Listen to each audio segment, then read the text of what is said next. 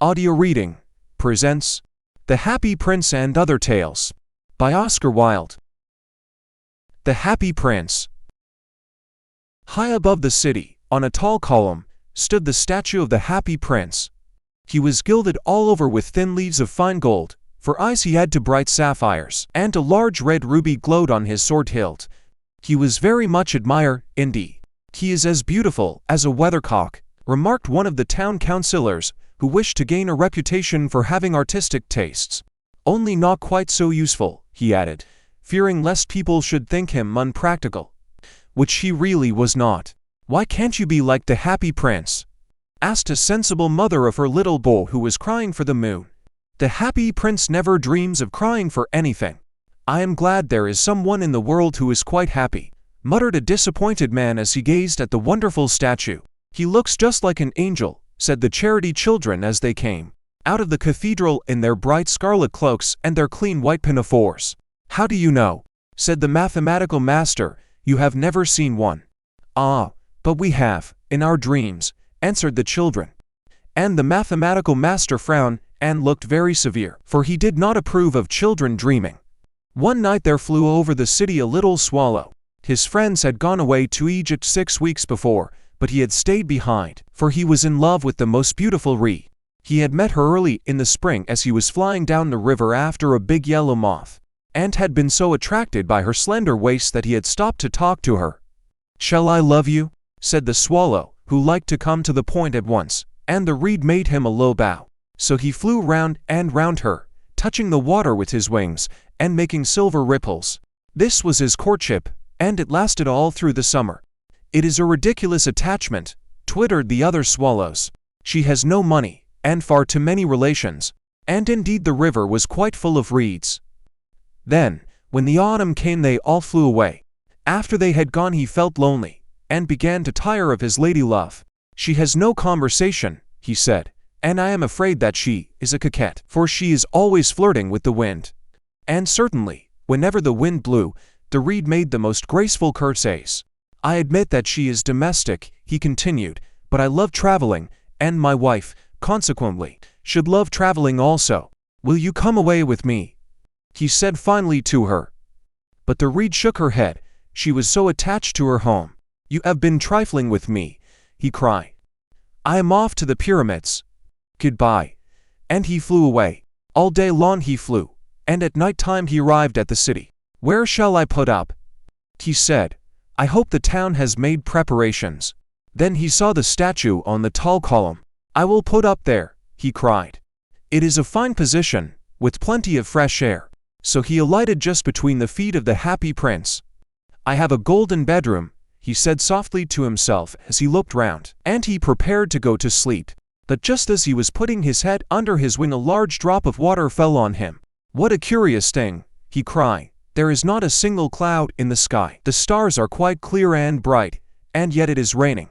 The climate in the north of Europe is really dreadful." The reed used to like the rain, but that was merely her selfishness. Then another drop fell. "What is the use of a statue if it cannot keep the rain off?" he said. "I must look for a good chimney pot," and he determined to fly away. But before he had opened his wings, a third drop fell, and he looked up, and saw, what did he see? The eyes of the Happy Prince were filled with tears, and tears were running down his golden cheeks. His face was so beautiful in the moonlight that the little swallow was filled with pity. "Who are you?" he said. "I am the Happy Prince." "Why are you weeping then?" asked the swallow. "You have quite drenched me." "When I was alive and had a human heart," answered the statue, "I did not know what tears were. For I lived in the palace of Sansoki, where sorrow is not allowed to enter. In the daytime I played with my companions in the garden, and in the evening I led the dance in the great hall. Round the garden ran a very lofty wall, but I never cared to ask what lay beyond it. Everything about me was so beautiful. My courtiers called me the Happy Prince, and happy indeed I was, if pleasure be happiness. So I lived, and so I die. And now that I am dead they have set me up here so high that I can see all the ugliness and all the misery of my city. And though my heart is made of lead, yet I cannot choose a weep." "What, is he not solid gold?" said the swallow to himself. He was too polite to make any personal remarks out loud. Far away, continued the statue, in a low musical voice. Far away in a little street there is a poor house. One of the windows is open, and through it I can see a woman seated at a table. Her face is thin and worn, and she has coarse, red hands, all pricked by the needle, for she is a seamstress. She is embroidering passion flowers on a satin gown for the loveliest of the queens, maids of honor to wear at the next court ball. In a bed in the corner of the room her little beau is lying ill. He has a fever, and is asking for oranges. His mother has nothing to give him but river water, so he is crying, "Swallow, swallow, little swallow, will you not bring her the ruby out of my sword hilt? My feet are fastened to this pedestal and I cannot move. I am waited for in Egypt," said the swallow. "My friends are flying up and down the Nile, and talking to the large lotus flowers. Soon they will go to sleep in the tomb of the great king.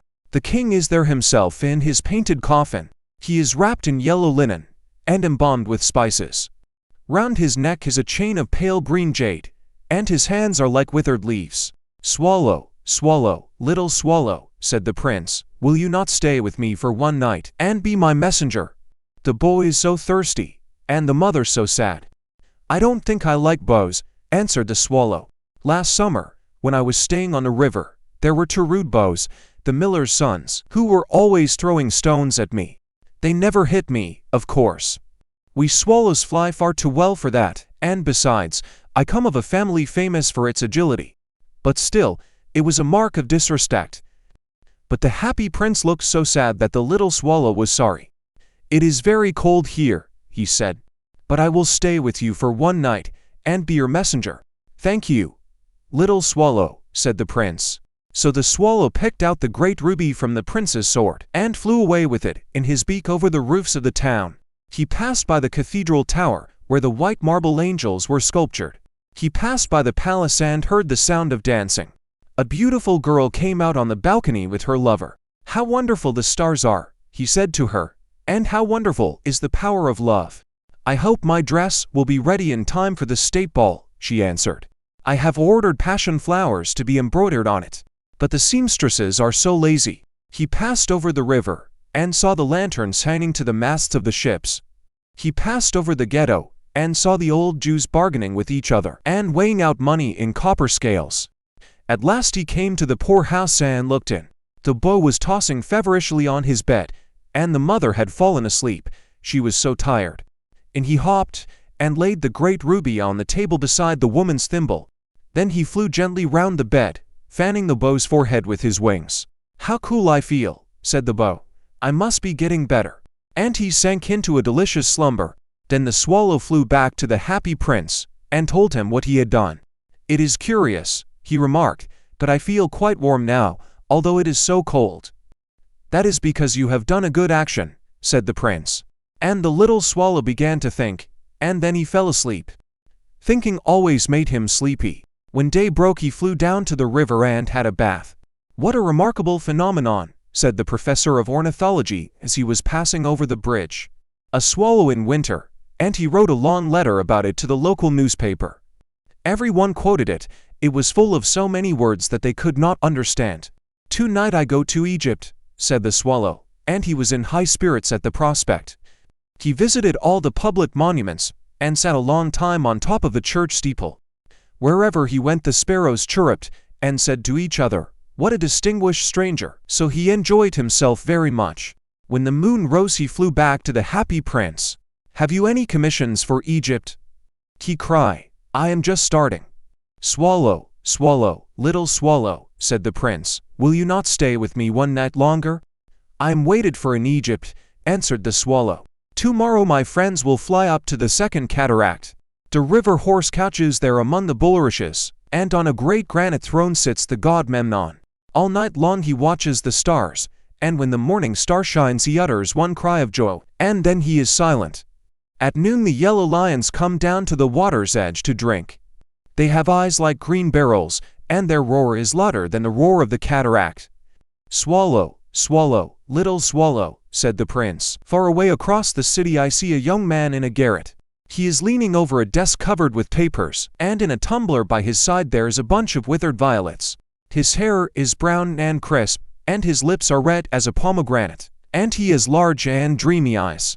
He is trying to finish a play for the director of the theater, but he is too cold to write any more.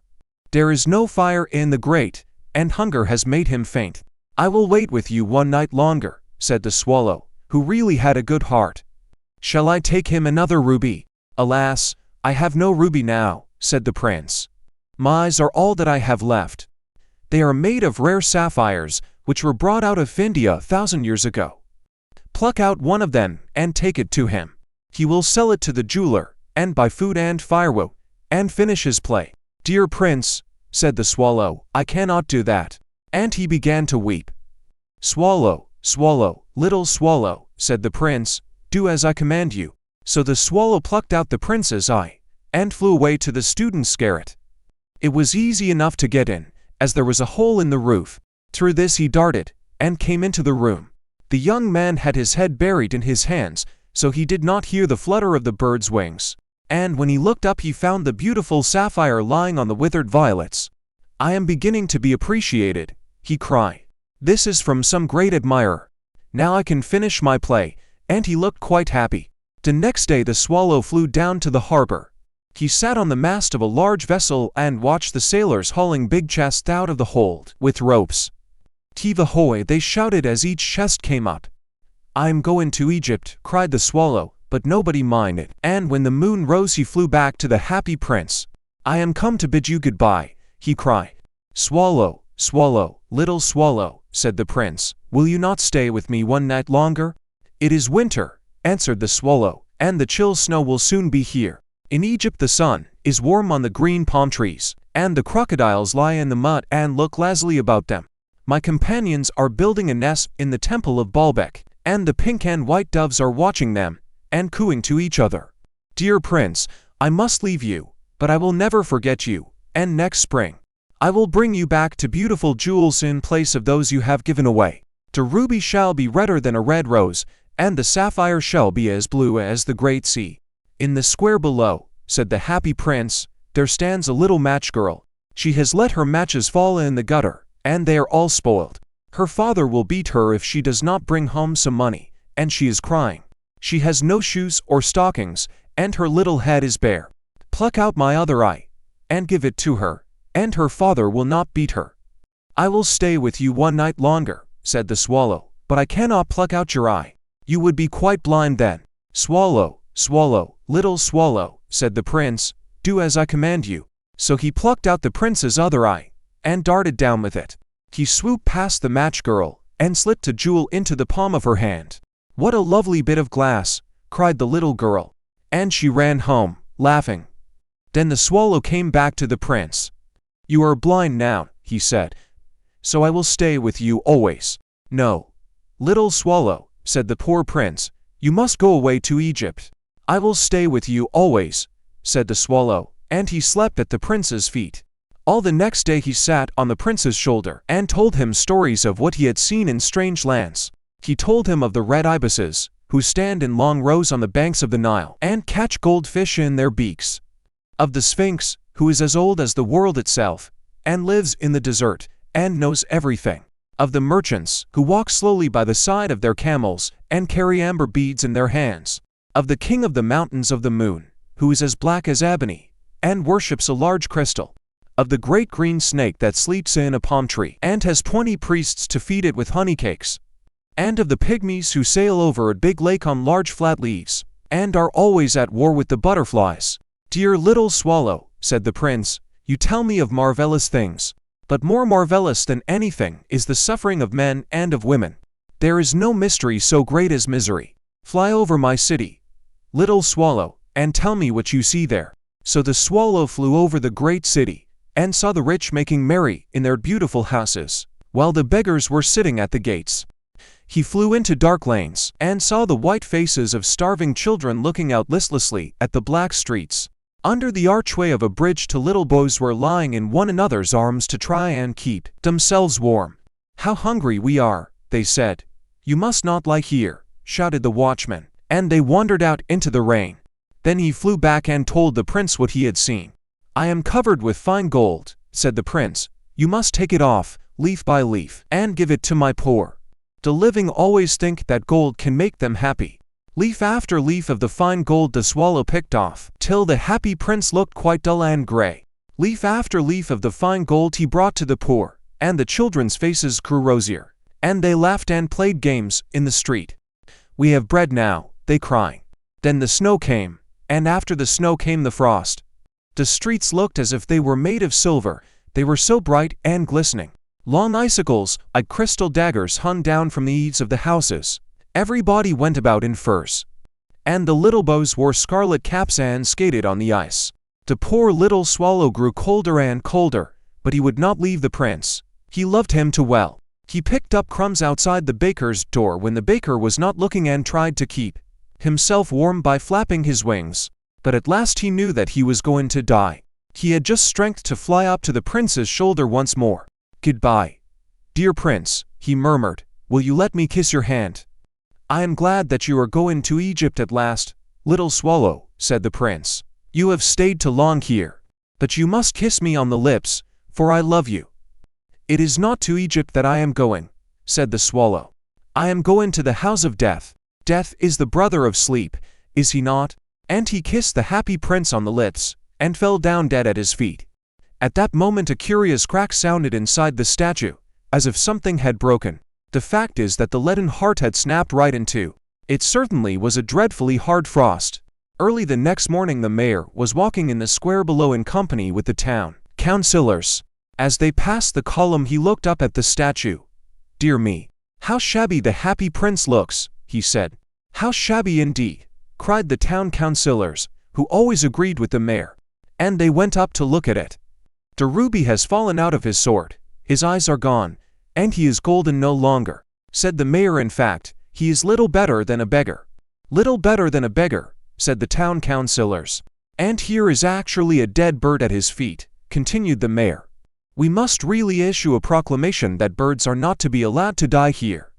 And the town clerk made a note of the suggestion. So they pulled down the statue of the happy prince. "As he is no longer beautiful, he is no longer useful," said the art professor at the university. Then they melted the statue in a furnace, and the mayor held a meeting of the corporation to decide what was to be done with the metal. "We must have another statue, of course," he said, "and it shall be a statue of myself." "Of myself," said each of the town councillors, and they quarreled. When I last heard of them they were quarreling still. "What a strange thing," said the overseer of the workmen at the foundry. "This broken lead heart will not melt in the furnace. We must throw it away." So they threw it on a dust heap where the dead swallow was also lying. "Bring me the two most precious things in the city," said God to one of his angels. And the angel brought him the leaden heart and the dead bird. "You have rightly chosen," said God, "for in my garden of paradise this little bird shall sing for evermore, and in my city of gold the happy prince shall praise me." The Nightingale and the Rose. "She said that she would dance with me if I brought her red roses," cried the young student. "But in all my garden there is no red rose." From her nest in the holm oak tree the nightingale heard him, and she looked out through the leaves, and wondered. "No red rose in all my garden," he cried, and his beautiful eyes filled with tears. "Ah, on what little things does happiness depend! I have read all that the wise men have written, and all the secrets of philosophy are mine. Yet for want of a red rose is my life made wretched." "Here at last is a true lover," said the nightingale. "Night after night have I sung of him, though I knew him not. Night after night have I told his story to the stars, and now I see him. His hair is dark as the hyacinth blossom, and his lips are red as the rose of his desire. But passion has made his face like pale ivory, and sorrow has set her seal upon his brow. The prince gives a ball tomorrow night," murmured the young student, "and my love will be of the company. If I bring her a red rose she will dance with me till dawn. If I bring her a red rose, I shall hold her in my arms, and she will lean her head upon my shoulder, and her hand will be clasped in mine. But there is no red rose in my garden, so I shall sit lonely, and she will pass me by. She will have no heed of me, and my heart will break." "Here indeed is the true lover," said the nightingale. "What I sing of, he suffers. What is joy to me, to him is pain. Surely love is a wonderful thing. It is more precious than emeralds, and dearer than fine opals. Pearls and pomegranates cannot buy it, nor is it set forth in the marketplace. It may not be purchased of the merchants, nor can it be weighed out in the balance for gold. The musicians will sit in their gallery, said the young student, and play upon their stringed instruments, and my love will dance to the sound of the harp and the violin. She will dance so lightly that her feet will not touch the floor, and the courtiers in their gay dresses will throng round her. But with me she will not dance, for I have no red rose to give her. And he flung himself down on the grass, and buried his face in his hands, and wept. Why is he weeping? Asked a little green lizard, as he ran past him with his tail in the air. Why, indeed, said a butterfly, who was fluttering about after a sunbeam. Why, indeed, whispered a daisy to his neighbor, in a soft, low voice. He is weeping for a red rose, said the nightingale. For a red rose, they cry. How very ridiculous! And the little lizard, who was something of a cynic, laughed outright. But the nightingale understood the secret of the student's sorrow, and she sat silent in the oak tree, and thought about the mystery of love. Suddenly she spread her brown wings for flight, and soared into the air. She passed through the grove like a shadow, and like a shadow she sailed across the garden. In the center of the grass plot was standing a beautiful rose tree, and when she saw it she flew over to it, and lit upon a spray. Give me a red rose, she cried, and I will sing you my sweetest song. But the tree shook its head. My roses are white, it answered, as white as the foam of the sea, and whiter than the snow upon the mountain. But go to my brother who grows round the old sundial, and perhaps he will give you what you want. So the nightingale flew over to the rose tree that was growing round the old sundial. Give me a red rose, she cried, and I will sing you my sweetest song. But the tree shook its head. My roses are yellow, it answered, as yellow as the hair of the mermaiden who sits upon an amber throne, and yellower than the daffodil that blooms in the meadow before the mower comes with his scythe. But go to my brother who grows beneath the student's window, and perhaps he will give you what you want. So the nightingale flew over to the rose tree that was growing beneath the student's window. Give me a red rose, she cried, and I will sing you my sweetest song. But the tree shook its head. My roses are red, it answered, as red as the feet of the dove, and redder than the great fans of coral that wait and wave in the ocean cavern.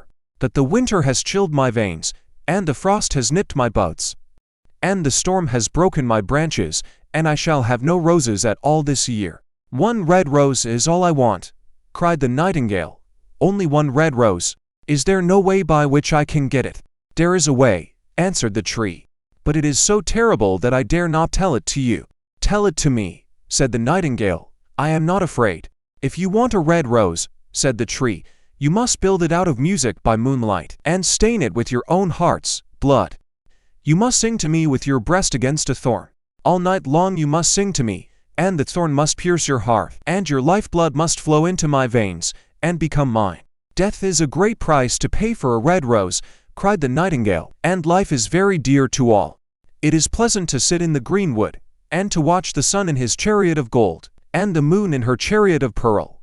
Sweet is the scent of the hawthorn, and sweet are the bluebells that hide in the valley, and the heather that blows on the hill. Yet love is better than life, and what is the heart of a bird compared to the heart of a man? So she spread her brown wings for flight, and soared into the air.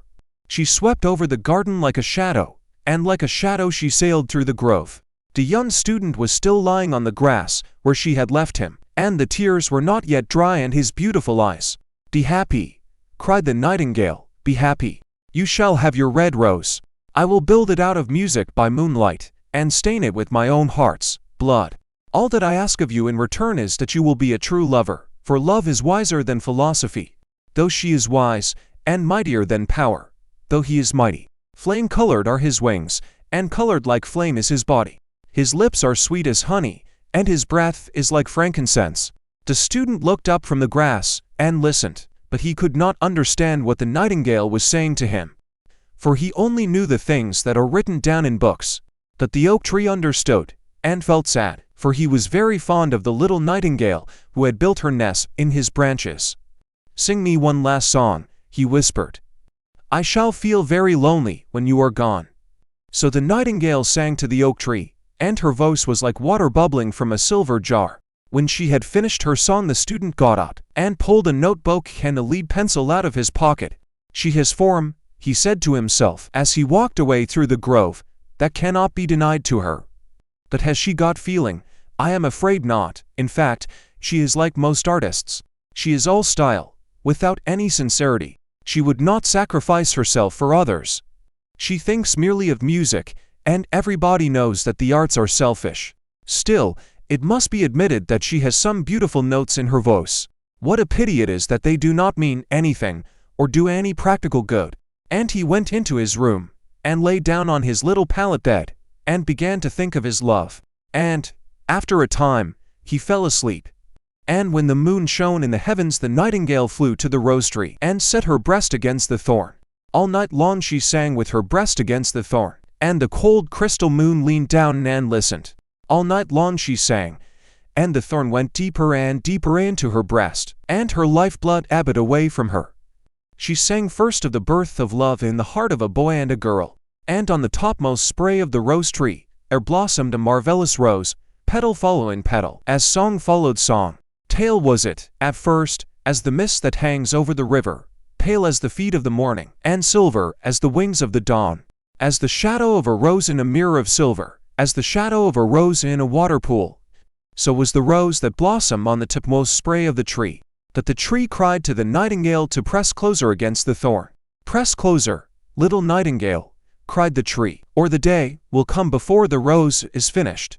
So the nightingale pressed closer against the thorn, and louder grew her song, for she sang of the birth of passion in the soul of a man and a maid, and a delicate flush of pink came into the leaves of the rose, like the flush in the face of the bridegroom when he kisses the lips of the bride.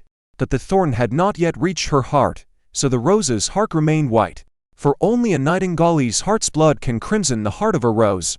And the tree cried to the nightingale to press closer against the thorn. Press closer, little nightingale, cried the tree, or the day will come before the rose is finished. So the nightingale pressed closer against the thorn, and the thorn touched her heart, and a fierce pang of pain shot through her. Bitter was the pain, and wilder grew her song, for she sang of the love that is perfected by death, of the love that dies not in the tomb. And the marvelous rose became crimson, like the rose of the eastern sky. Crimson was the girdle of petals, and crimson as a ruby was the heart. That the nightingale's voice grew fainter, and her little wings began to beat, and a film came over her eyes. Fainter and fainter grew her song, and she felt something choking her in her throat. Then she gave one last burst of music. The white moon heard it, and she forgot the dawn, and lingered on in the sky. The red rose heard it, and it trembled all over with ecstasy, and opened its petals to the cold morning air. Echo bore it to her purple cavern in the hills, and woke the sleeping shepherds from their dreams. It floated through the reeds of the river, and they carried its message to the sea. Look, cried the tree, the rose is finished now. But the nightingale made no answer, for she was lying dead in the long grass, with the thorn in her heart. And at noon the student opened his window and looked out. Why, what a wonderful piece of luck, he cried. Here is a red rose. I have never seen any rose like it in all my life. It is so beautiful that I am sure it has a long Latin name. And he leaned down and plucked it. Then he put on his hat, and ran up to the professor's house with the rose in his hand. The daughter of the professor was sitting in the doorway winding blue silk on a reel, and her little dog was lying at her feet. You said that you would dance with me if I brought you a red rose, cried the student. Here is the reddest rose in all the world. You will wear it tonight next your heart, and as we dance together it will tell you how I love you. But the girl frowned. I am afraid it will not go with my dress, she answered. And, besides, the chamberlain's nephew has sent me some real jewels, and everybody knows that jewels cost far more than flowers.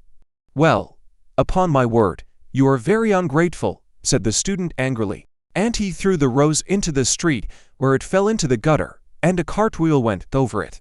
Ungrateful, said the girl. I tell you what, you are very rude. And, after all, who are you? Only a student. Why, I don't believe you have even got silver buckles to your shoes as the chamberlain's nephew has. And she got up from her chair and went into the house. What a silly thing love is, said the student as he walked away. It is not half as useful as logic, for it does not prove anything. And it is always telling one of things that are not going to happen, and making one believe things that are not true. In fact, it is quite unpractical, and, as in this age to be practical is everything. I shall go back to philosophy and study metaphysics." So he returned to his room and pulled out a great dusty book and began to read. The Selfish Giant. Every afternoon, as they were coming from school, the children used to go and play in the giant's garden. It was a large lovely garden, with soft green grass. Here and there over the grass stood beautiful flowers like stars. And there were 12 peach trees that in the springtime broke out into delicate blossoms of pink and pearl, and in the autumn bore rich fruit. The birds sat on the trees and sang so sweetly that the children used to stop their games in order to listen to them. "How happy we are here," they cried to each other. Decorative graphic of children in garden. One day the giant came back. He had been to visit his friend the Cornish ogre, and had stayed with him for 7 years. After the 7 years were over, he had said all that he had to say, for his conversation was limited, and he determined to return to his own castle. When he arrived, he saw the children playing in the garden. "What are you doing here?" he cried in a very gruff voice, and the children ran away. "My own garden is my own garden," said the giant. "Anyone can understand that, and I will allow nobody to play in it but myself." So he built a high wall all round it, and put up a notice board. "Trespassers will be prosecuted." He was a very selfish giant. The poor children had now nowhere to play. They tried to play on the road, but the road was very dusty and full of hard stones, and they did not like it. They used to wander round the high wall when their lessons were over, and talk about the beautiful garden inside. "How happy we were there," they said to each other. Then the spring came, and all over the country there were little blossoms and little birds. Only in the garden of the selfish giant it was still winter. The birds did not care to sing in it as there were no children, and the trees forgot to blossom. Once a beautiful flower put its head out from the grass, but when it saw the notice board it was so sorry for the children that it slipped back into the ground again, and went off to sleep. The only people who were pleased were the snow and the frost. "Spring has forgotten this garden," they cry, "so we will live here all the year round." The snow covered up the grass with her great white cloak, and the frost painted all the trees silver. Then they invited the north wind to stay with them, and he came. He was wrapped in furs, and he roared all day about the garden, and blew the chimney pots down. "This is a delightful spot," he said. "We must ask the hail on a visit." So the hail came. Every day for 3 hours he rattled on the roof of the castle till he broke most of the slates. And then he ran round and round the garden as fast as he could go. He was dressed in grey, and his breath was like ice. "I cannot understand why the spring is so late in coming," said the selfish giant, as he sat at the window and looked out at his cold white garden. "I hope there will be a change in the weather." But the spring never came, nor the summer. The autumn gave golden fruit to every garden, but to the giant's garden she gave none. "He is too selfish," she said. So it was always winter there, and the north wind, and the hail, and the frost, and the snow danced about through the trees. One morning the giant was lying awake in bed when he heard some lovely music. It sounded so sweet to his ears that he thought it must be the king's musicians passing by. It was really only a little linnet singing outside his window. But it was so long since he had heard a bird sing in his garden that it seemed to him to be the most beautiful music in the world. Then the hail stopped dancing over his head, and the north wind ceased roaring, and a delicious perfume came to him through the open casement. "I believe the spring has come at last," said the giant. And he jumped out of bed and looked out. What did he see? He saw a most wonderful sight. Through a little hole in the wall the children had crept in, and they were sitting in the branches of the trees. In every tree that he could see there was a little child, and the trees were so glad to have the children back again that they had covered themselves with blossoms, and were waving their arms gently above the children's heads. The birds were flying about and twittering with delight, and the flowers were looking up through the green grass and laughing. It was a lovely scene. Only in one corner it was still winter. It was the farthest corner of the garden, and in it was standing a little boy. He was so small that he could not reach up to the branches of the tree, and he was wandering all round it, crying bitterly. The poor tree was still quite covered with frost and snow, and the north wind was blowing and roaring above it. "Climb up, little boy," said the tree, and it bent its branches down as low as it could. But the boy was too tiny, and the giant's heart melted as he looked out. "How selfish I have been," he said. Now I know why the spring would not come here. I will put that poor little boa on the top of the tree, and then I will knock down the wall, and my garden shall be the children's playground for ever and ever." He was really very sorry for what he had done. So he crept downstairs and opened the front door quite softly, and went out into the garden. But when the children saw him, they were so frightened that they all ran away, and the garden became winter again. Only the little boy did not run, for his eyes were so full of tears that he did not see the giant coming. And the giant stole up behind him and took him gently in his hand, and put him up into the tree. And the tree broke at once into blossom, and the birds came and sang on it. And the little boy stretched out his 2 arms and flung them round the giant's neck, and kissed him.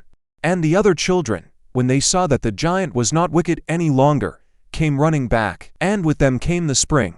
"It is your garden now, little children," said the giant. And he took a great axe and knocked down the wall. And when the people were going to market at 12 o'clock, they found the giant playing with the children in the most beautiful garden they had ever seen. All day long they played, and in the evening they came to the giant to bid him goodbye. "Where is your little companion?" he said. "The boy I put into the tree. The giant loved him the best because he had kissed him." "We don't know," answered the children. "He is gone away. You must tell him to be sure and come here tomorrow," said the giant. But the children said that they did not know where he lived, and had never seen him before. And the giant felt very sad. Every afternoon, when school was over, the children came and played with the giant. But the little boy whom the giant loved was never seen again. The giant was very kind to all the children, yet he longed for his first little friend, and often spoke of him. "How I would like to see him," he used to say. Years went over, and the giant grew very old and feeble. He could not play about any more, so he sat in a huge armchair, and watched the children, their games, and admired his garden. "I have many beautiful flowers," he said, "but the children are the most beautiful flowers of all." One winter morning, he looked out of his window as he was dressing. He did not hate the winter now, for he knew that it was merely the spring asleep, and that the flowers were resting. Suddenly, he rubbed his eyes in wonder, and looked and looked. It certainly was a marvelous sight. In the farthest corner of the garden was a tree quite covered with lovely white blossoms. Its branches were all golden, and silver fruit hung down from them, and underneath it stood the little boy he had loved. Downstairs ran the giant in great joy, and out into the garden. He hastened across the grass, and came near to the child. And when he came quite close, his face grew red with anger, and he said, "Who hath dared to wound thee?" For on the palms of the child's hands were the prints of 2 nails, and the prints of 2 nails were on the little feet. "Who hath dared to wound thee?" cried the giant. "Tell me, that I may take my big sword and slay him." "Nay," answered the child, "but these are the wounds of love." "Who art thou?" said the giant, and a strange awe fell on him, and he knelt before the little child. And the child smiled on the giant, and said to him, "You let me play once in your garden. Today you shall come with me to my garden, which is paradise." And when the children ran in that afternoon, they found the giant lying dead under the tree, all covered with white blossoms. The devoted friend. One morning the old water rat put his head out of his hole. He had bright beady eyes and stiff gray whiskers, and his tail was like a long bit of black India rubber. The little ducks were swimming about in the pond, looking just like a lot of yellow canaries. And their mother, who was pure white with real red legs, was trying to teach them how to stand on their heads in the water. "You will never be in the best society unless you can stand on your heads," she kept saying to them. And every now and then she showed them how it was done. But the little ducks paid no attention to her. They were so young that they did not know what an advantage it is to be in society at all. "What disobedient children!" cried the old water rat. "They really deserve to be drowned." "Nothing of the kind," answered the duck. "Everyone must make a beginning, and parents cannot be too patient." "Ah, I know nothing about the feelings of parents," said the water rat. "I am not a family man. In fact, I have never been married, and I never intend to be. Love is all very well in its way, but friendship is much higher. Indeed, I know of nothing in the world that is either nobler or rarer than a devoted friendship." "And what, pray, is your idea of the duties of a devoted friend?" asked a green linnet, who was sitting in a willow tree hard by, and had overheard the conversation. "Yes, that is just what I want to know," said the duck. And she swam away to the end of the pond, and stood upon her head, in order to give her children a good example. "What a silly question!" cried the water rat. "I should expect my devoted friend to be devoted to me, of course." "And what would you do in return?" said the little bird, swinging upon a silver spray, and flapping his tiny wings. "I don't understand you," answered the water rat. "Let me tell you a story on the subject," said the linnet. "Is the story about me?" asked the water rat. "If so, I will listen to it, for I am extremely fond of fiction." "It is applicable to you," answered the linnet. And he flew down, and alighting upon the bank, he told the story of the devoted friend. "Once upon a time," said the linnet, "there was an honest little fellow named Hans." "Was he very distinguished?" asked the water rat. "No," answered the linnet, "I don't think he was distinguished at all, except for his kind heart, and his funny round good-humored face. He lived in a tiny cottage all by himself, and every day he worked in his garden. In all the countryside there was no garden so lovely as his. Sweet William grew there, and gillyflowers, and shepherds, purses, and fair maids of France. There were damask roses, and yellow roses, lilac crocuses, and gold, purple violets and white, columbine and lady smock, marjoram and wild basil, the cowslip and the flower de luce, the daffodil and the clove, tink bloomed or blossomed in their proper order as the months went by, one flower taking another flower's place, so that there were always beautiful things to look at, and pleasant odors to smell. Little Hans had a great many friends, but the most devoted friend of all was Big Hugh the miller. Indeed, so devoted was the rich miller to little Hans, that he would never go by his garden without leaning over the wall, and plucking a large nosegay, or a handful of sweet herbs, or filling his pockets with plums and cherries if it was the fruit season. Real friends should have everything in common, the miller used to say. And little Hans nodded and smiled, and felt very proud of having a friend with such noble ideas. Sometimes, indeed, the neighbors thought it strange that the rich miller never gave little Hans anything in return, though he had 100 sacks of flour stored away in his mill, and 6 milch cows, and a large flock of woolly sheep. But Hans never troubled his head about these things, and nothing gave him greater pleasure than to listen to all the wonderful things the miller used to say about the unselfishness of true friendship. So little Hans worked away in his garden. During the spring, the summer, and the autumn, he was very happy, but when the winter came, and he had no fruit or flowers to bring to the market, he suffered a good deal from cold and hunger, and often had to go to bed without any supper but a few dried pears or some hard nuts. In the winter, also, he was extremely lonely, as the miller never came to see him then. "There is no good in my going to see little Hans as long as the snow lasts," the miller used to say to his wife, "for when people are in trouble they should be left alone, and not be bothered by visitors. That at least is my idea about friendship, and I am sure I am right. So I shall wait till the spring comes, and then I shall pay him a visit, and he will be able to give me a large basket of primroses, and that will make him so happy." "You are certainly very thoughtful about others," answered the wife, as she sat in her comfortable armchair by the big pinewood fire. "Very thoughtful indeed.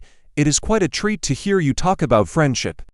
I am sure the clergyman himself could not say such beautiful things as you do, though he does live in a 3-storied house, and wear a gold ring on his little finger. But could we not ask little Hans up here?" said the miller's youngest son. "If poor Hans is in trouble I will give him half my porridge, and show him my white rabbits." "What a silly boy you are!" cried the miller. "I really don't know what is the use of sending you to school. You seem not to learn anything. Why, if little Hans came up here, and saw our warm fire, and our good supper, and our great cask of red wine, he might get envious. And envy is a most terrible thing, and would spoil anybody's nature. I certainly will not allow Hans' nature to be spoiled. I am his best friend, and I will always watch over him, and see that he is not led into any temptations. Besides, if Hans came here, he might ask me to let him have some flour on credit, and that I could not do. Flour is one thing, and friendship is another, and they should not be confused. Why, the words are spelt differently, and mean quite different things. Everybody can see that." "How well you talk," said the miller's wife, pouring herself out a large glass of warm ale. "Really I feel quite drowsy.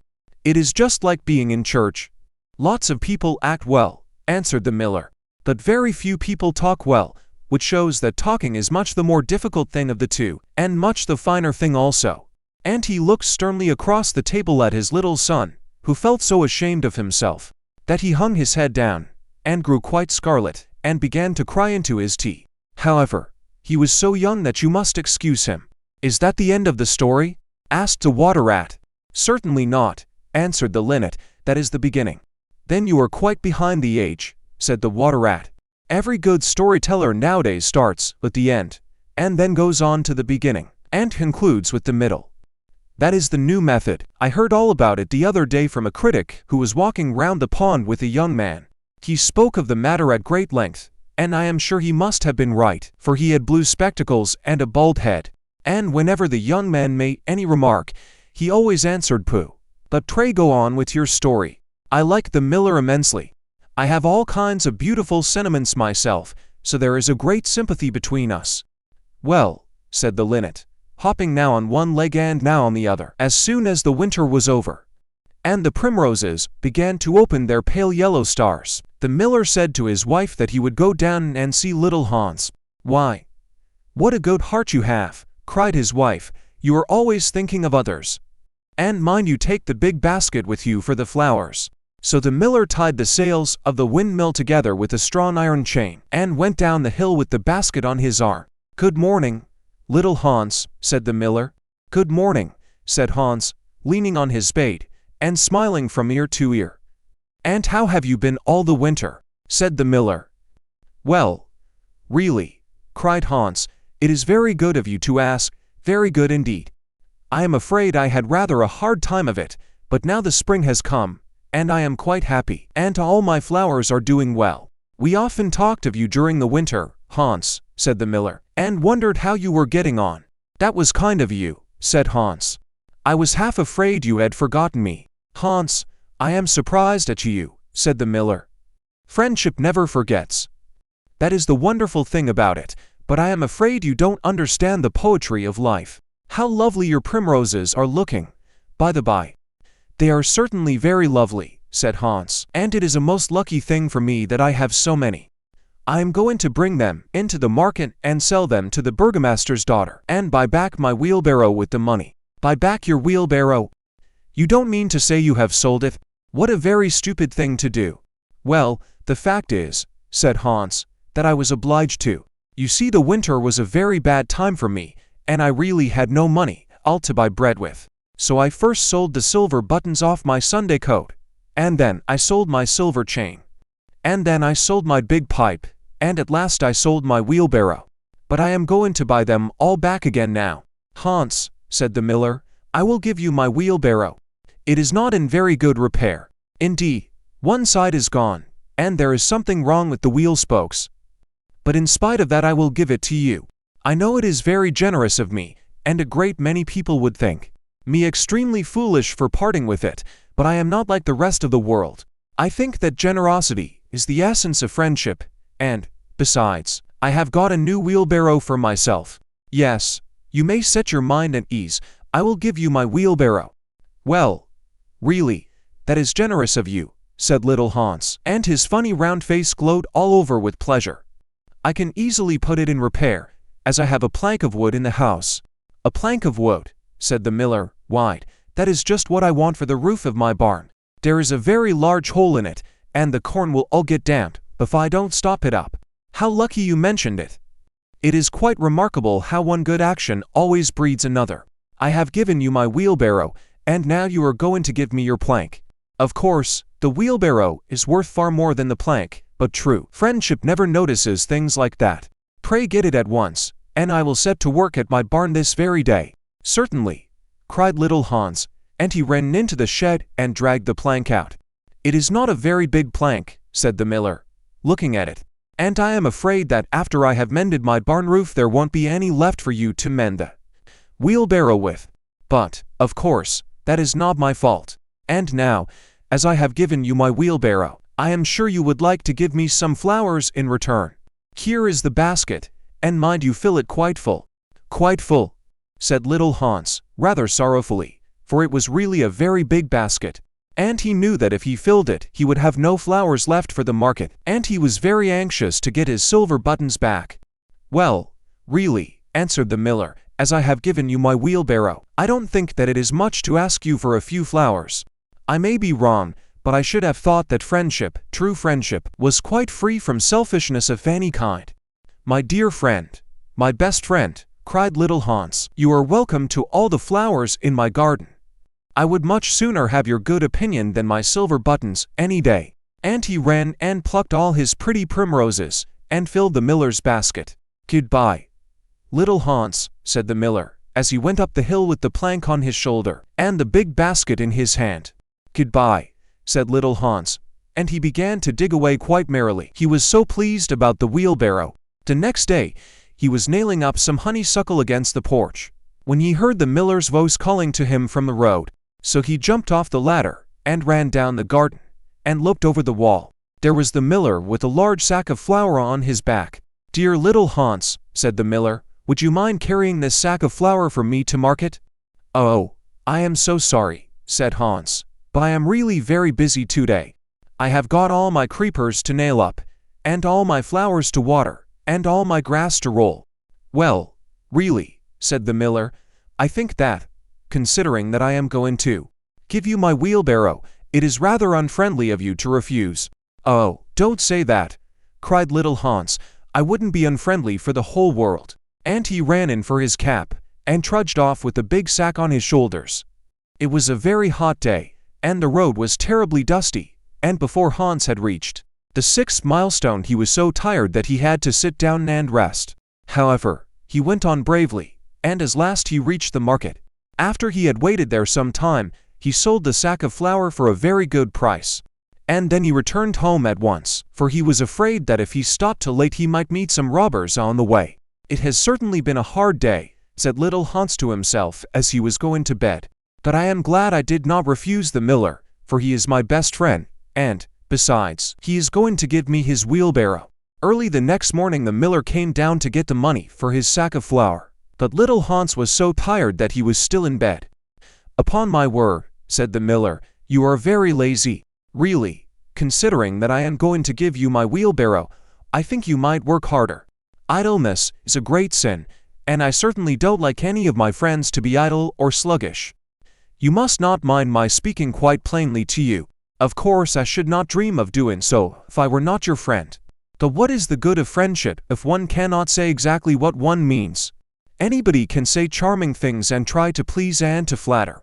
But a true friend always says unpleasant things, and does not mind giving pain. Indeed, if he is a really true friend he prefers it, for he knows that then he is doing good." "I am very sorry," said little Hans, rubbing his eyes and pulling off his nightcap. "But I was so tired that I thought I would lie in bed for a little time and listen to the birds singing. Do you know that I always work better after hearing the birds sing?" "Well, I am glad of that," said the miller, clapping little Hans on the back. "For I want you to come up to the mill as soon as you are dressed, and mend my barn roof for me." Poor little Hans was very anxious to go and work in his garden, for his flowers had not been watered for 2 days. But he did not like to refuse the miller, as he was such a good friend to him. "Do you think it would be unfriendly of me if I said I was busy?" he inquired in a shy and timid voice. "Well, really," answered the miller, "I do not think it is much to ask of you, considering that I am going to give you my wheelbarrow. But of course if you refuse I will go and do it myself." "Oh, on no account," cried little Hans, and he jumped out of bed, and dressed himself, and went up to the barn. He worked there all day long, till sunset, and at sunset the miller came to see how he was getting on. "Have you mended the hole in the roof yet, little Hans?" cried the miller in a cheery voice. "It is quite mended," answered little Hans, coming down the ladder. "Ah," said the miller, "there is no work so delightful as the work one does for others." "It is certainly a great privilege to hear you talk," answered little Hans, sitting down and wiping his forehead. "A very great privilege. But I am afraid I shall never have such beautiful ideas as you have."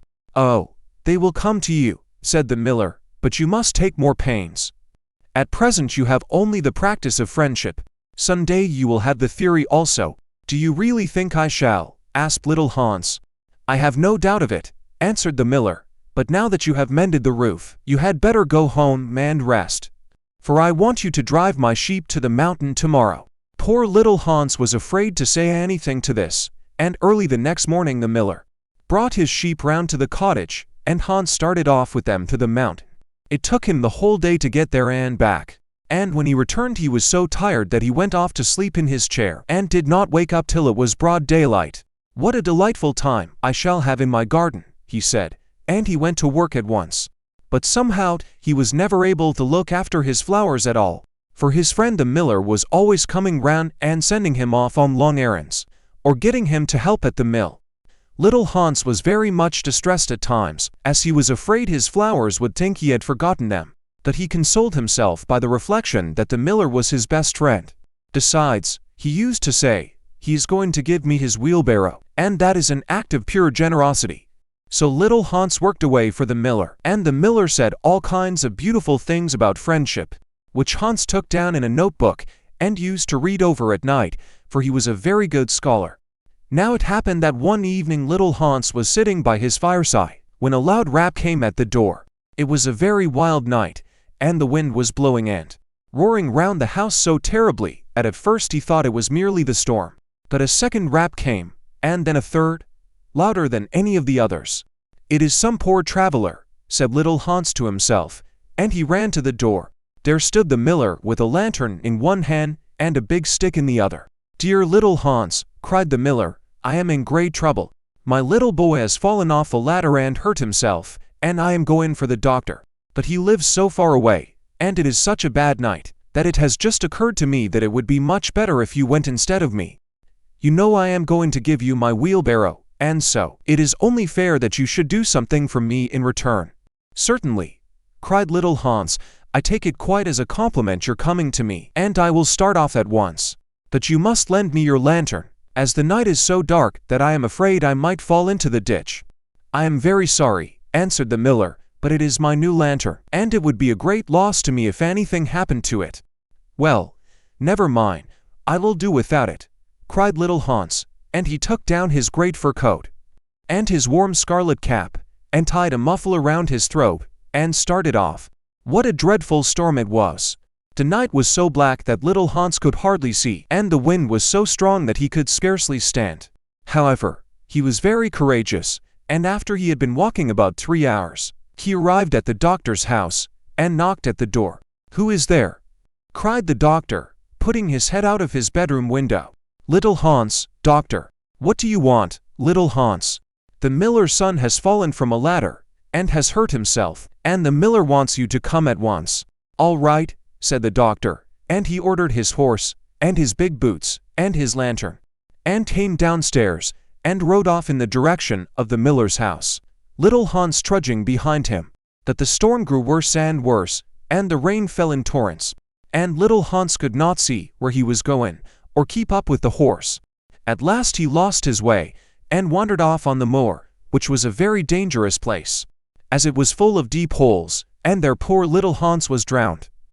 His body was found the next day by some goatherds, floating in a great pool of water, and was brought back by them to the cottage.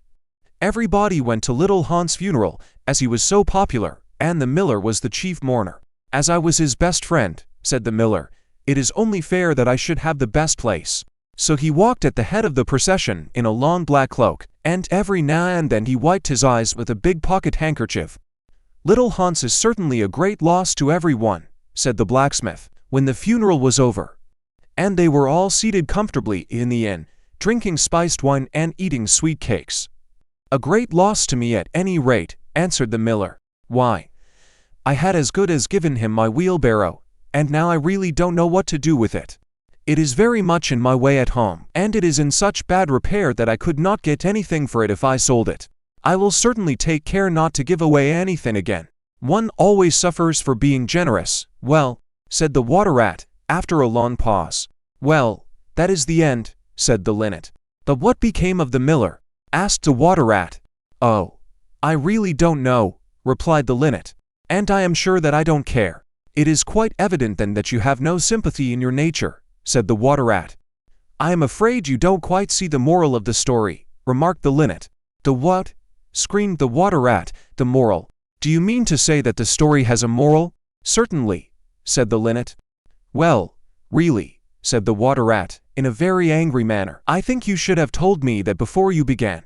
If you had done so, I certainly would not have listened to you. In fact, I should have said pooh, like the critic. However, I can say it now. So he shouted out pooh at the top of his voice, gave a whisk with his tail, and went back into his hole. And how do you like the water rat? Asked the duck, who came paddling up some minutes afterwards. He has a great many good points, but for my own part, I have a mother's feelings, and I can never look at a confirmed bachelor without the tears coming into my eyes. I am rather afraid that I have annoyed him, answered the linnet. The fact is that I told him a story with a moral. Ah, that is always a very dangerous thing to do, said the duck, and I quite agree with her. The remarkable rocket. The king's son was going to be married, so there were general rejoicings. He had waited a whole year for his bride, and at last she had arrived. She was a Russian princess, and had driven all the way from Finland in a sledge drawn by 6 reindeer. The sledge was shaped like a great golden swan, and between the swan's wings lay the little princess herself. Her long ermine cloak reached right down to her feet. On her head was a tiny cap of silver tissue, and she was as pale as the snow palace in which she had always lived. So pale was she that as she drove through the streets all the people wondered. She is like a white rose, they cry, and they threw down flowers on her from the balconies. Decorative graphic of young man kissing the princess' hand. At the gate of the castle the prince was waiting to receive her. He had dreamy violet eyes, and his hair was like fine gold. When he saw her he sank upon one knee, and kissed her hand. Your picture was beautiful, he murmured, but you are more beautiful than your picture. And the little princess blushed. She was like a white rose before, said a young page to his neighbor, but she is like a red rose now. And the whole court was delighted. For the next 3 days everybody went about saying, white rose, red rose, red rose, white rose. And the king gave orders that the page's salary was to be doubled. As he received no salary, all this was not of much use to him. But it was considered a great honor, and was duly published in the court gazette. When the 3 days were over the marriage was celebrated. It was a magnificent ceremony, and the bride and bridegroom walked hand in hand under a canopy of purple velvet embroidered with little pearls. Then there was a state banquet, which lasted for 5 hours. The prince and princess sat at the top of the great hall and drank out of a cup of clear crystal. Only true lovers could drink out of this cup, for if false lips touched it, it grew gray and dull and cloudy. It's quite clear that they love each other, said the little page, as clear as crystal, and the king doubled his salary a second time. What an honor, cried all the courtiers. After the banquet there was to be a ball.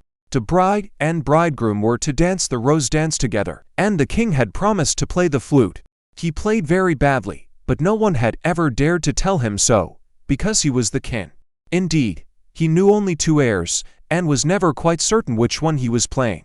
But it made no matter, for, whatever he did, everybody cried out, charming, charming.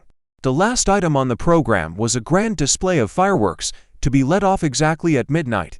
The little princess had never seen a firework in her life, so the king had given orders that the royal pyrotechnist should be in attendance on the day of her marriage. What are fireworks like? She had asked the prince, one morning, as she was walking on the terrace. They are like the aurora borealis, said the king, who always answered questions that were addressed to other people, only much more natural. I prefer them to stars myself, as you always know when they are going to appear. And they are as delightful as my own flute playing. You must certainly see them. So at the end of the king's garden a great stand had been set up, and as soon as the royal pyrotechnist had put everything in its proper place, the fireworks began to talk to each other. The world is certainly very beautiful, cried a little squid. Just look at those yellow tulips. Why, if they were real crackers they could not be lovelier. I am very glad I have traveled. Travel improves the mind wonderfully, and does away with all one's prejudices. The king's garden is not the world, you foolish squid, said a big Roman candle. The world is an enormous place, and it would take you 3 days to see it thoroughly. Any place you love is the world to you, exclaimed a pensive Catherine Wheel, who had been attached to an old deal box in early life, and prided herself on her broken heart. But love is not fashionable anymore. The poets have killed it. They wrote so much about it that nobody believed them, and I am not surprised. True love suffers and is silent. I remember myself once, but it is no matter now. Romance is a thing of the past. Nonsense, said the Roman candle. Romance never dies. It is like the moon, and lives forever. The bride and bridegroom, for instance, love each other very dearly. I heard all about them this morning from a brown paper cartridge, who happened to be staying in the same drawer as myself, and knew the latest court news. That the Catherine Wheel shook her head.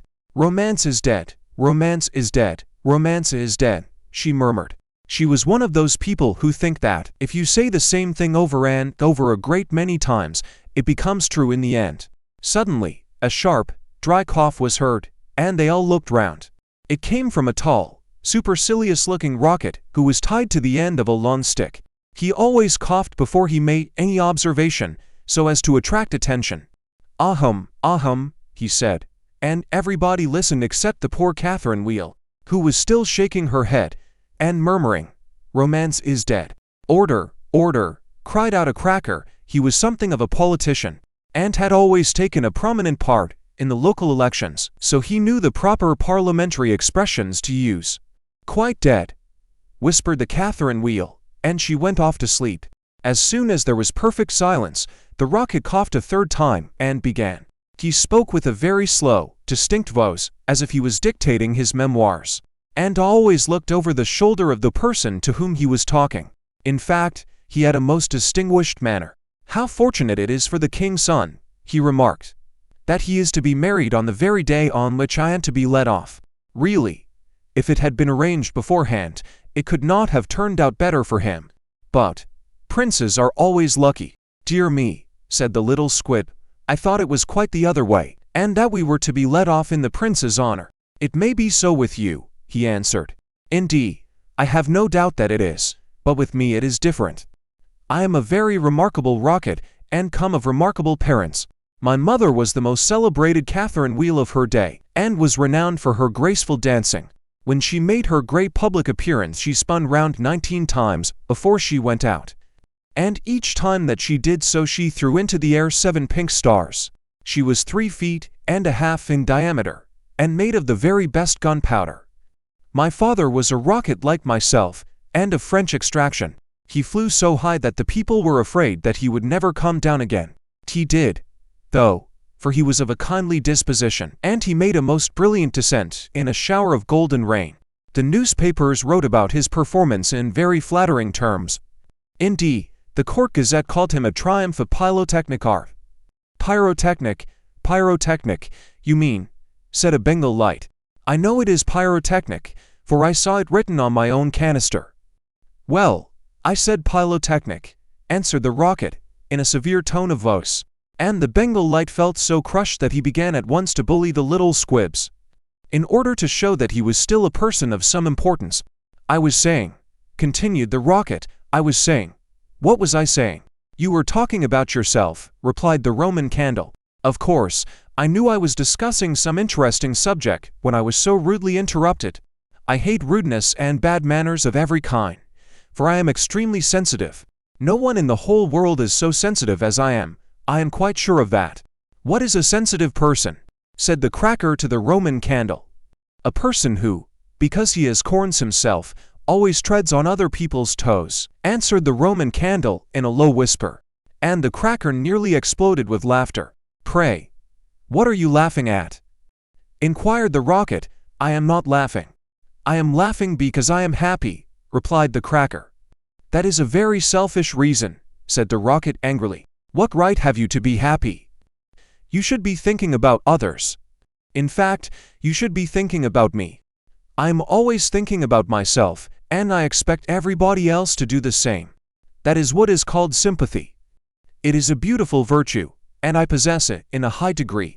Suppose, for instance, anything happened to me tonight, what a misfortune that would be for everyone. The prince and princess would never be happy again, their whole married life would be spoiled. And as for the king, I know he would not get over it. Really, when I begin to reflect on the importance of my position, I am almost moved to tears. If you want to give pleasure to others, cried the Roman candle, "you had better keep yourself dry." "Certainly," exclaimed the Bengal light, who was now in better spirits. "That is only common sense." "Common sense, indeed," said the rocket indignantly. "You forget that I am very uncommon, and very remarkable. Why, anybody can have common sense, provided that they have no imagination. But I have imagination, for I never think of things as they really are. I always think of them as being quite different. As for keeping myself dry, there is evidently no one here who can at all appreciate an emotional nature. Fortunately for myself, I don't care. The only thing that sustains one through life is the consciousness of the immense inferiority of everybody else, and this is a feeling that I have always cultivated. But none of you have any hearts. Here you are laughing and making merry just as if the prince and princess had not just been married." "Well, really," exclaimed a small fire balloon, "why not? It is a most joyful occasion, and when I soar up into the air and tend to tell the stars all about it, you will see them twinkle when I talk to them about the pretty bride." "Ah, what a trivial view of life," said the rocket, "but it is only what I expected. There is nothing in you. You are hollow and empty. Why, perhaps the prince and princess may go to live in a country where there is a deep river. And perhaps they may have one only son, a little fair-haired beau with violet eyes, like the prince himself. And perhaps someday he may go out to walk with his nurse. And perhaps the nurse may go to sleep under a great elder tree. And perhaps the little beau may fall into the deep river and be drowned. What a terrible misfortune, poor people, to lose their only son. It is really too dreadful. I shall never get over it." "That they have not lost their only son," said the Roman candle. "No misfortune has happened to them at all." "I never said that they had," replied the rocket. "I said that they might. If they had lost their only son, there would be no use in saying anything more about the matter. I hate people who cry over spilt milk. But when I think that they might lose their only son, I certainly am very much affected."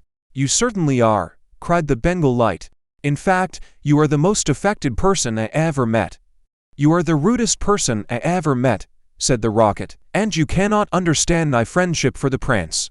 "Why, you don't even know him," growled the Roman candle. "I never said I knew him," answered the rocket. "I dare say that if I knew him, why should not be his friend at all? It is a very dangerous thing to know one's friends." "You had really better keep yourself dry," said the fire balloon. "That is the important thing." "Very important for you, I have no doubt," answered the rocket, "but I shall weep if I choose." And he actually burst into real tears, which flowed down his stick like raindrops, and nearly drowned two little beetles, who were just thinking of setting up house together, and were looking for a nice dry spot to live in. "He must have a truly romantic nature," said the Catherine wheel, "for he weeps when there is nothing at all to weep about." And she heaved a deep sigh, and thought about the deal box. But the Roman candle and the Bengal light were quite indignant, and kept saying, "Humbug, humbug," at the top of their voices. They were extremely practical, and whenever they objected to anything they called it humbug. Then the moon rose like a wonderful silver shield, and the stars began to shine, and a sound of music came from the palace. The prince and princess were leading the dance.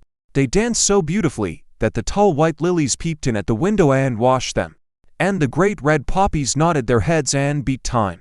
Then 10 o'clock struck, and then 11, and then 12, and at the last stroke of midnight everyone came out on the terrace, and the king sent for the royal pyrotechnist. "Let the fireworks begin," said the king. And the royal pyrotechnist made a low bow, and marched down to the end of the garden. He had 6 attendants with him, each of whom carried a lighted torch at the end of a long pole. It was certainly a magnificent display. Whiz, whiz, went the Catherine wheel, as she spun round and round. Boom, boom, went the Roman candle. Then the squids danced all over the place, and the Bengal lights made everything look scarlet. "Goodbye," cried the fire balloon, as he soared away, dropping tiny blue sparks. "Dang, bang," answered the crackers, who were enjoying themselves immensely. Everyone was a great success except the remarkable rocket. He was so damp with crying that he could not go off at all. The best thing in him was the gunpowder, and that was so wet with tears that it was of no use.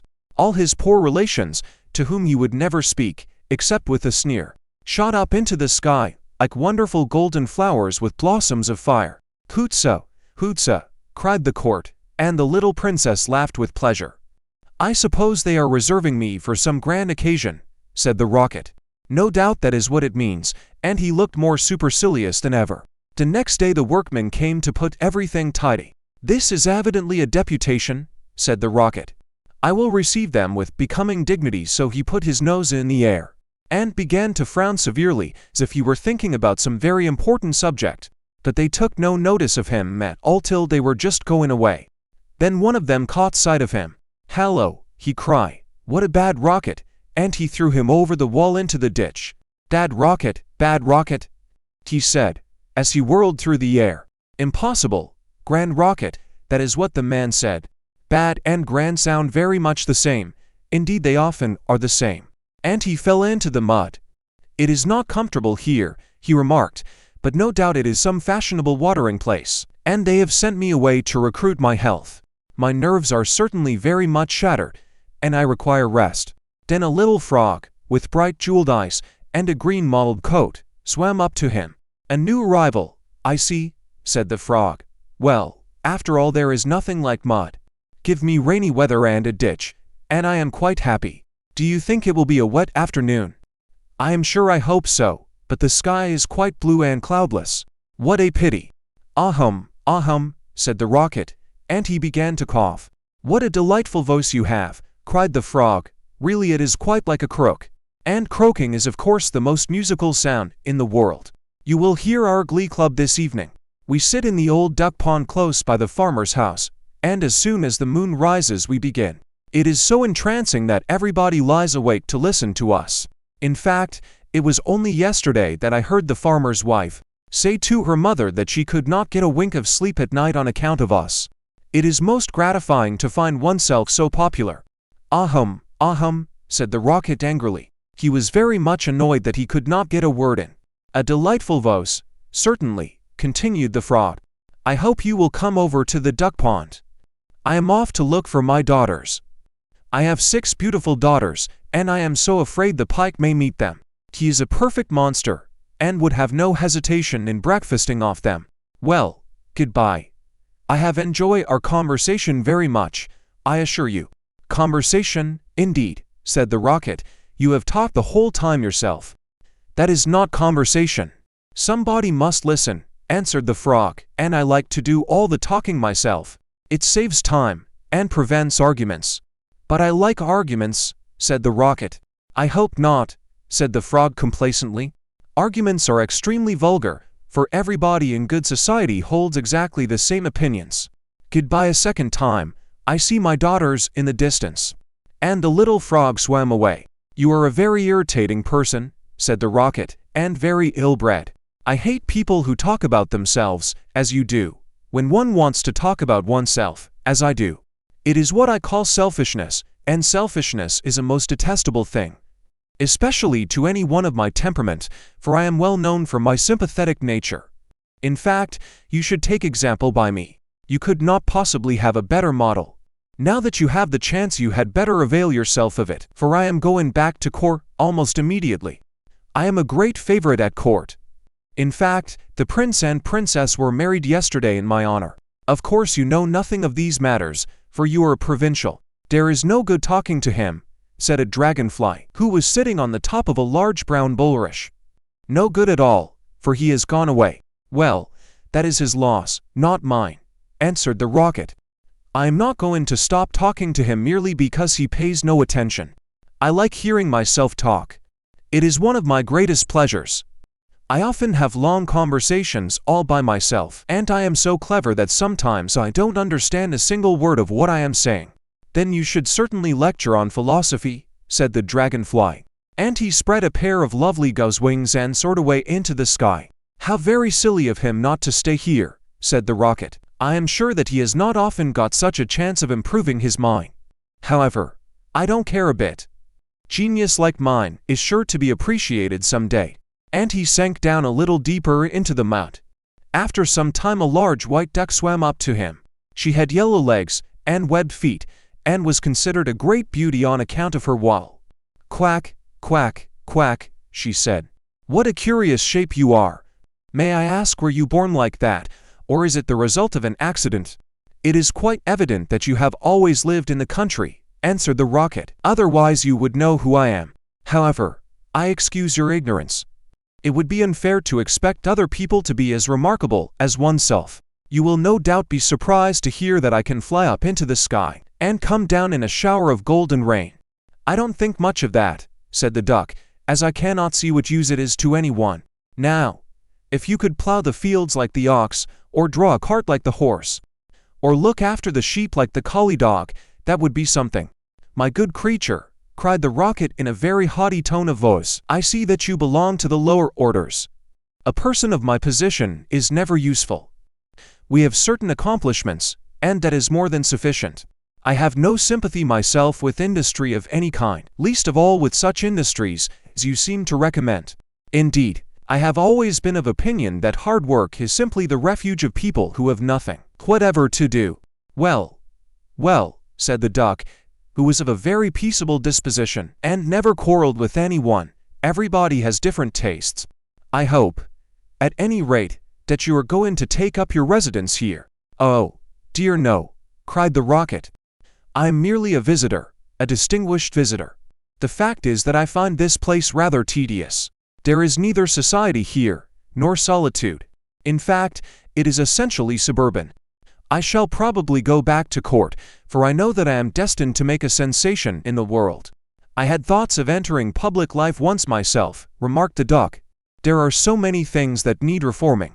Indeed, I took the chair at a meeting some time ago, and we passed resolutions condemning everything that we did not like. However, they did not seem to have much effect. Now I go in for domesticity, and look after my family." "I am made for public life," said the rocket, "and so are all my relations, even the humblest of them. Whenever we appear we excite great attention. I have not actually appeared myself, but when I do so it will be a magnificent sight. As for domesticity, it ages one rapidly, and distracts one's mind from higher things." "Ah, the higher things of life, how fine they are," said the duck, "and that reminds me how hungry I feel." And she swam away down the stream, saying, "Quack, quack, quack."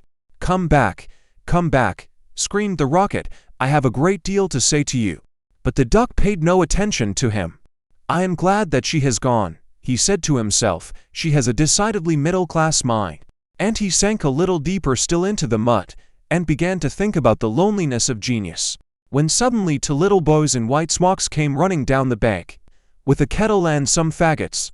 "This must be the deputation," said the rocket, and he tried to look very dignified. "Hallo," cried one of the boys, "look at this old stick. I wonder how it came here." And he picked the rocket out of the ditch. "Old stick," said the rocket, "impossible. Gold stick, that is what he said. Gold stick is very complimentary. In fact, he mistakes me for one of the court dignitaries." "Let us put it into the fire," said the other boy. "It will help to boil the kettle." So they piled the faggots together, and put the rocket on top, and lit the fire. "This is magnificent," cried the rocket. "They are going to let me off in broad daylight, so that everyone can see me." "We will go to sleep now," they said, "and when we wake up the kettle will be boiled." And they lay down on the grass, and shut their eyes. The rocket was very damp, so he took a long time to burn. At last, however, the fire caught him. "Now I am going off," he cried, and he made himself very stiff and straight. "I know I shall go much higher than the stars, much higher than the moon, much higher than the sun. In fact, I shall go so high that—" fizz, fizz, fizz, and he went straight up into the air. "Delightful," he cried. "I shall go on like this forever. What a success I am!" But nobody saw him. Then he began to feel a curious tingling sensation all over him. "Now I am going to explode," he cried. "I shall set the whole world on fire, and make such a noise that nobody will talk about anything else for a whole year." And he certainly did explode. Bang, bang, bang, went the gunpowder. There was no doubt about it. But nobody heard him, not even the two little boys, for they were sound asleep. Then all that was left of him was the stick, and this fell down on the back of a goose who was taking a walk by the side of the ditch. "Good heavens," cried the goose, "it is going to rain sticks." And she rushed into the water. "I knew I should create a great sensation," gasped the rocket, and he went out.